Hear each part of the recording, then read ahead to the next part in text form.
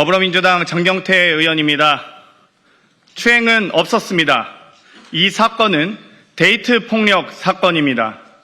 남친이란 자의 폭언과 폭력에 동석자 모두 피해자이자 일부 왜곡 보도로 사안이 변질됐습니다. 무고와 데이트 폭력은 매우 중대한 범죄입니다. 또한 자신의 범죄를 감추거나 정치적 이익을 위해 증거를 인멸하고 공작하는 것은 치졸한 범죄입니다. 이에 진실을 밝히고 강력하게 대응하고자 이 자리에 섰습니다. 당일 저는 지인의 초대로 뒤늦게 동석했습니다. 여의도에 있는 개방된 족발집이었고 다른 의원실 소속 보좌진으로 여자 4, 남자 2, 총 5명이었습니다. 당시 자리는 화기애애하게 진행되었고 다소 저에게도 불편한 상황들이 있었지만 그러려니 하고 넘어갔습니다. 그러던 중 갑자기 한 남성이 나타나 큰 소리를 지르며 폭력을 행사하기 시작했고 그 자리를 떠났습니다.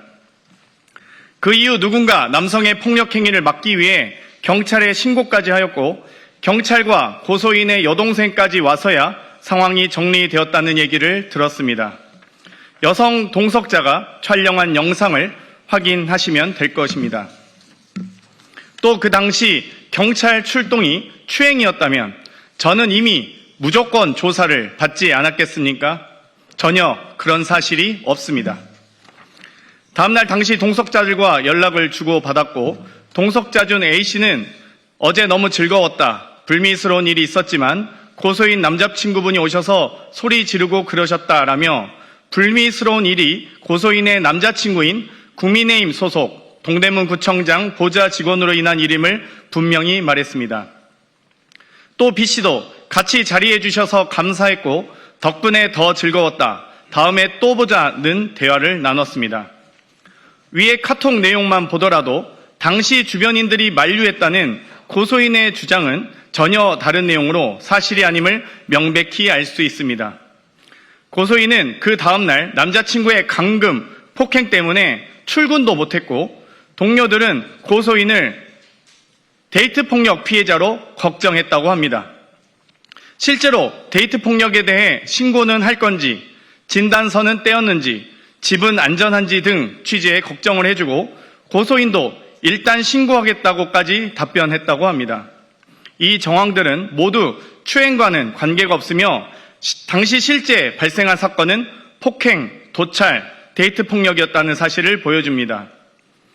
이후 남친의 제보로 TV조선의 취재가 시작되었고 오히려 고소인은 기자에게 몰래 찍힌 영상이다. 영상이 공개되면 고소하겠다라며 피해가 없었다는 취지로 말했습니다.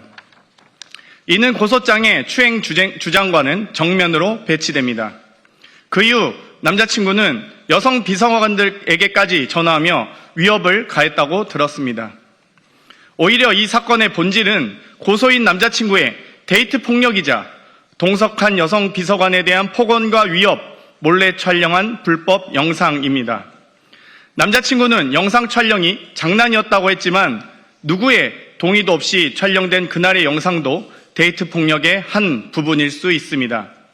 앞으로 무고 및 추가 영상이 있는지에 대하여 경찰 수사 과정에서 밝혀져야 할 것입니다.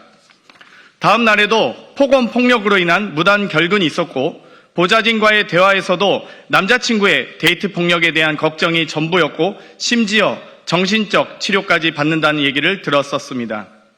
그럼에도 무려 1년이 넘은 지금 고소장이 제출되었고 그 의도와 동기를 의심할 수밖에 없습니다.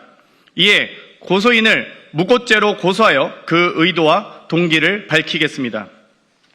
또한 저에게 폭력을 행사하고 데이트 폭력을 행사한 고소인의 남자친구인 국민의힘 소속 동대문구청장 보좌 직원을 고소 및 고발합니다. 동대문구청장은 지금이라도 제 식구 감싸기를 멈추고 해당 직원의 폭행, 불법 촬영, 데이트 폭력 등 모든 범죄 행위에 대해서 조사하고 감찰하십시오. 무분별한 보도로 심각하게 명예를 훼손한 TV조선에 대해서도 언중에 제소합니다. 동일한 영상을 2차례 보도하면서 첫 보도에는 고소인이 제 어깨에 손을 올리는 장면을 모자이크로 숨겼고 다시 보도하면서 제 팔이 마치 고소인 쪽을 향한 것처럼 확대 왜곡했습니다.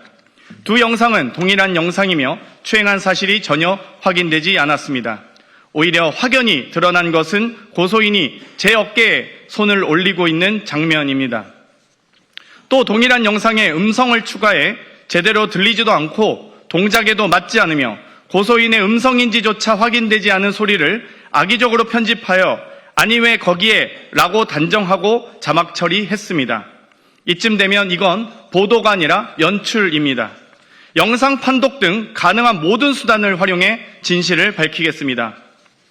최초 진술을 들은 TV조선 황모 기자도 증인 요구하겠습니다. 기자로서 양심이 있다면 당시 고소인과의 통화 녹취를 공개하시기 바랍니다. 또 취재 중 데이트 폭력을 충분히 인지했을 텐데 데스크에 보고는 했는지 어떤 경로로 묵살한 것인지 여부에 대해서도 밝혀주시기 바랍니다. 더불어 저로 인해 정신치료를 받은 것처럼 보도한 동아일보에 대해 언중에 제소합니다. 해당 치료가 남친의 데이트 폭력으로 인한 것이었는지 진료 기록바 내용부터 경찰 출동 일지부터 확인하시기 바랍니다. 고소인의 허위 주장을 무분별하게 보도하거나 근거 없이 기자의 뇌피셜, 상상으로 보도한 부분에 대해서 언중이 제소 등 가능한 모든 조치를 취하겠습니다. 지금까지 고소인의 입장에서만 보도하신 만큼 추행은 일절 없었고 데이트 폭력만 가득했던 대화를 지금까지 보도한 만큼 꼭 보도해 주시기 바랍니다. 한 사람의 인생과 삶과 명예를 무너뜨리는 것은 매우 중대한 범죄입니다. 이미 증거는 충분합니다. 저는 무고, 폭행, 데이트 폭력, 불법 촬영 등 모든 불법에 대하여 민형사상 책임을 끝까지 묻고 진실이 규명되도록 무관용의 원칙으로 가능한 모든 조치를 다하겠습니다. 혼신의 힘을 다해서 진실을 밝히겠습니다. 감사합니다.